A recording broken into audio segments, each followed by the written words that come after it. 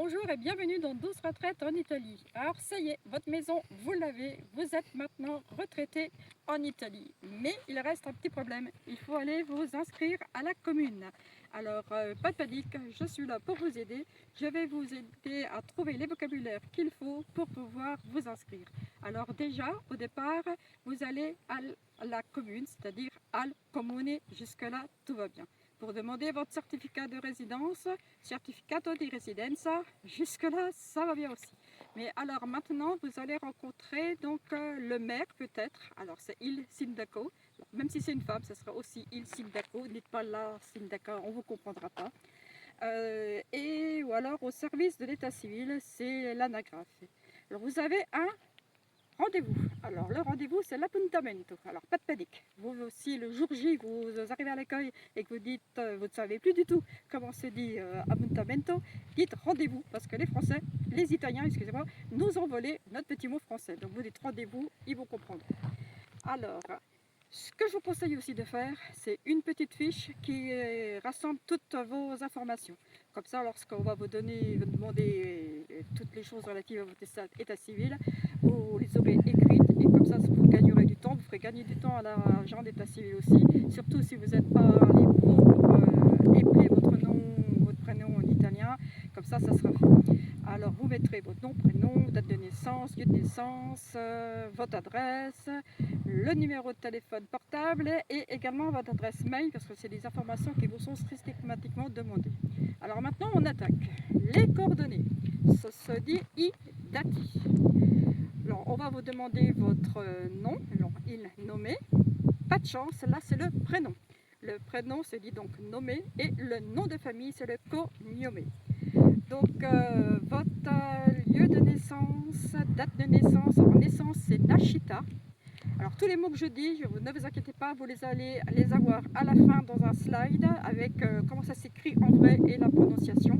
Et vous l'aurez également en téléchargement après, donc pas de panique, tout va bien, vous maîtrisez. Donc j'en étais au nom, au prénom, donc luogo di nascita pour le lieu de naissance, data di nascita pour la date de naissance. On arrive à la partie adresse, donc l'indirizzo. Donc cette adresse, bon, vous la connaissez, donc voilà. Donc par contre, on risque de vous demander le civico. Alors le civico, c'est tout simplement le numéro de votre maison. Dans l'indirizzo, on va aussi vous demander votre email. Donc on va soit vous demander la email, parce que bon, en italien, email c'est féminin, ou alors l'indirizzo elettronico ou l'indirizzo email. Voilà, c'est votre adresse électronique. On va aussi vous demander si vous avez des enfants, peut-être pas à l'état civil pour vous inscrire, mais sur à la banque, chez le notaire, on va aussi vous demander si vous avez des enfants. Donc enfants, figli.